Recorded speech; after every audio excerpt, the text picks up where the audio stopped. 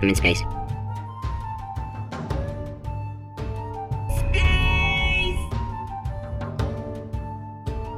I'm in space.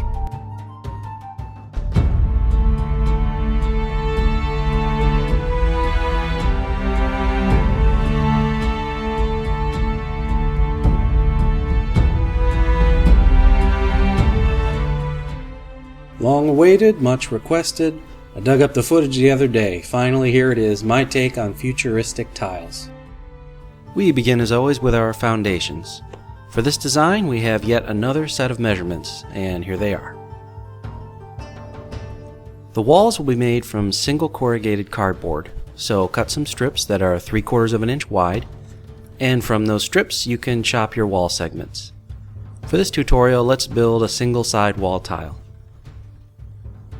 Hot glue the wall to the side of your foundation.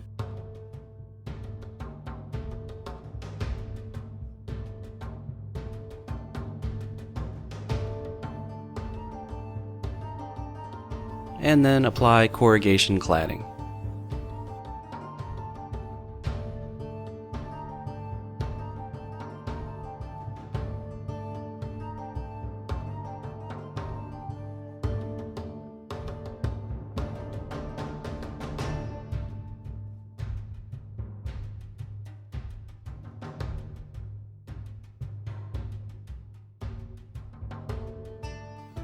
Next, let's take some chipboard and cut some strips that are 1/2 inch wide and 1/4 inch wide. Chop these strips into small pieces, alternating between straight cuts and slanted cuts. These will be the panels on the wall.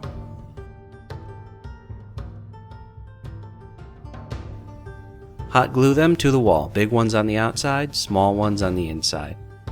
Whenever you attach a slanted piece, complement it with another one going the other way. And leave a gap somewhere along the wall.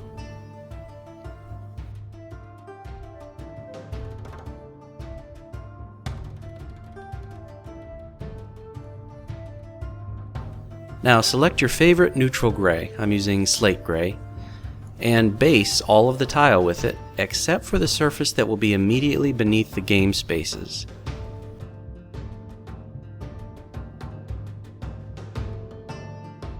For that one surface, paint it solid black.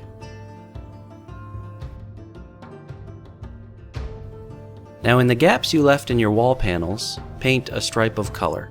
I used yellow. Whatever you choose, make sure it's a solid, bold color. After that's dry, we're going to wash the entire tile with black. This is a pretty thin wash. Our goal is really just to add some grit to that flat gray.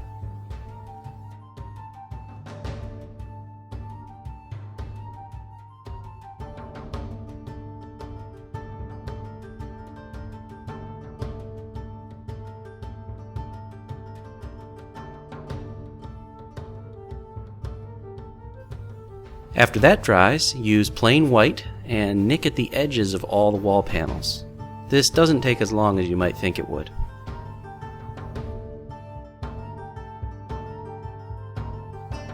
Then take a black Sharpie and apply 4 dots per panel at each of the 4 corners. These are like the rivets or the screws.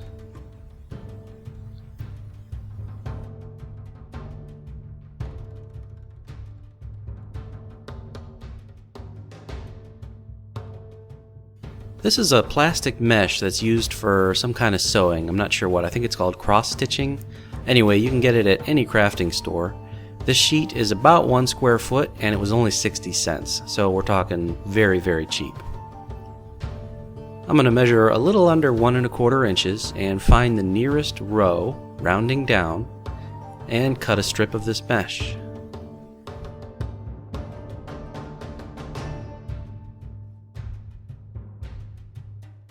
This is slick plastic, so first I'm going to base it with a neutral color. I was running low on white paint, so I'm using gray here, but a matte acrylic paint will do the job. After it dries, then we apply our metallic silver color.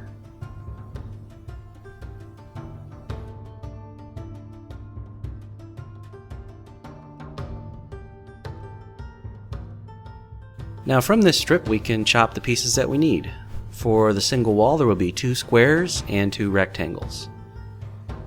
To apply them to the tile, just apply a small dab of hot glue at each of the 4 corners on the mesh, on the underside. It'll spread out and slightly ooze around the mesh when you apply it, but it really doesn't show up very much.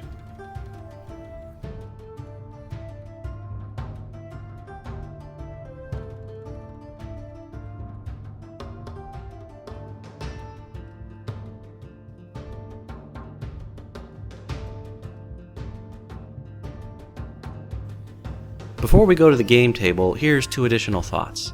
You may be thinking you want to cover the gaps between the spaces like this. If you want to, go for it, but that's a lot of work, and I was happy enough with how they looked, so I didn't bother. Also, you might be thinking that the wall panels are too much effort. So here's actually how I built these tiles in the first place when I was experimenting. The wall is double corrugated cardboard, so you'll need to adjust your foundation size appropriately.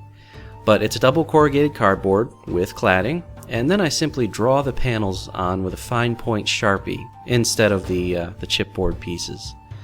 This will reduce your crafting time by about 2/3, which is pretty massive. I've heard people mention Space Hulk. I had never heard of it. I guess it takes place on a derelict spaceship, and these tiles would certainly fit the bill. They do kind of have a 40K-esque gothic feel to them, as opposed to like a slick, polished, like a Star Trek type of feel. Now think about the math for a sec. Single corrugated cardboard is an 1/8 inch thick, and chipboard is a 1/16 of an inch thick. So when you add it all up, our walls have ended up being our usual 1/4 inch thick, and the tiles are a total of 2.5 inches in size. You can back calculate this to come up with the size of the foundations that I showed you earlier. So here's a metal door that we did back in episode 31, and you can see that it fits well. In fact, all of the wall clip scenery that you've built from this channel is compatible with these tiles. Now I don't play much sci-fi, and I probably won't be revisiting these anytime soon, so here's a freebie right now. This is how I made those laser containment barriers that you see. This is a new kind of clip. It clips onto the floor instead of the wall. Take some toothpicks and chop them down to a length of 1 13/16 of an inch. Base them in plain white. Take some thin cardstock and cut a 1 inch by 2 inch rectangle. Fold it lengthwise twice, such that it fits snugly around the tile as shown.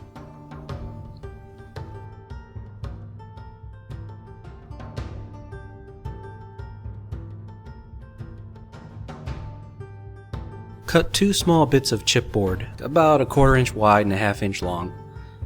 Paint those and the clip itself with metallic silver.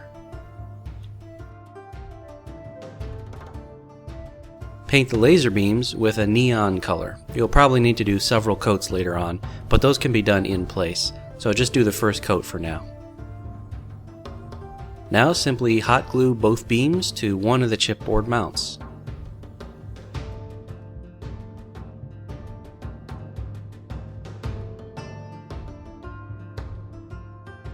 And then do the same on the other side.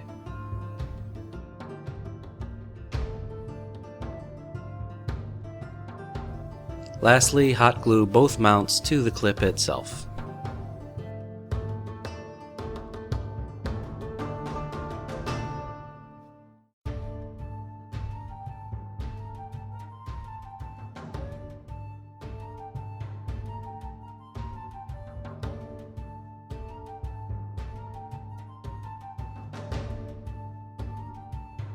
There you have it, piece of cake. That is a floor clip.